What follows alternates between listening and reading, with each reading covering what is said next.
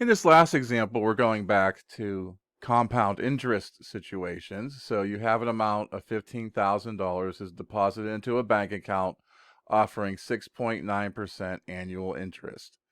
You're asked to answer these questions: what the effective interest rate is, what the account balance will be after 10 years, and how long it will take for the account balance to reach $50,000 for these two situations where you have a different compounding period.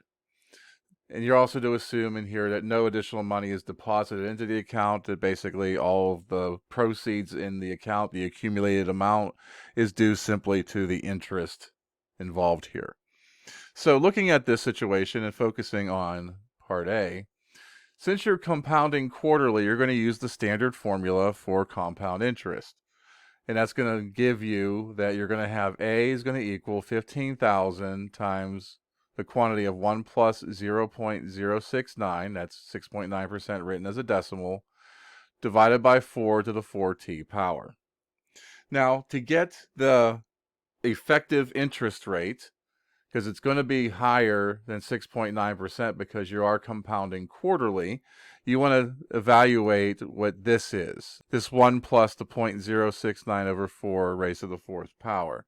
And if you do that, you get 1.070805995 and other decimal places that you won't see on the calculator but are stored. So if you round that to 2 decimal places, because this is going to be about 107.08%, that means that the effective interest rate is actually 7.08%, because that's the amount you're increasing overall each year. You're asked for how much will the account balance be after 10 years. That means you're just simply going to let T be 10 and calculate this out. And when you do that, again, you're going to round to 2 decimal places because of dollars and cents, because that's also what you were told.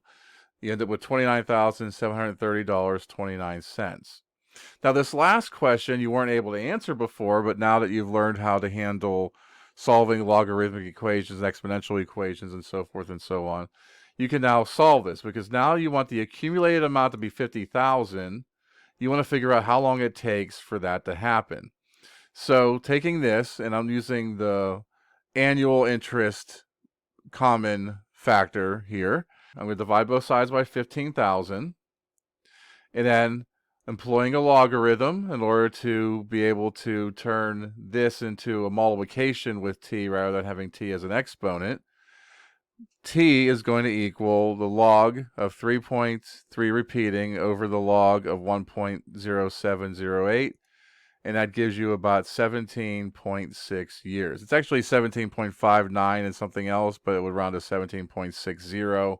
We don't usually write the 0. That's why you're only seeing 1 decimal place here.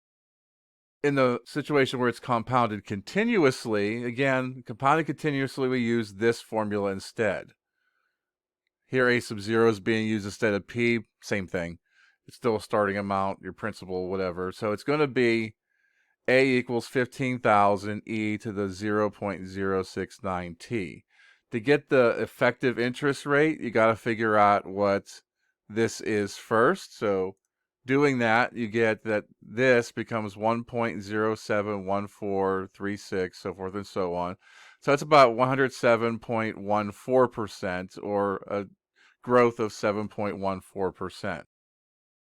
Again, how much is going to be in the account balance after 10 years? You're going to just let T be 10 at that point and calculate this out. You get $29,905.73.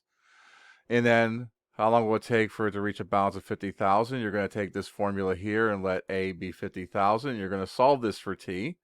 And it's the same procedure you did before. You're going to divide by 15,000. You're going to be doing a logarithm. So the only thing that's going to really be different is that you're going to have that 3.3 repeating, and you're going to have the log of this instead, because it's still the same ratio. 50,000 over 15,000 is still 3.3 repeating. It's just this base is going to be where you're doing the logarithm in the denominator. And when you calculate that out, you get about 17.45 years. And so that's the end of this problem, and it's also the end of this video. If you have any additional questions, please make sure to bring them up during our class session.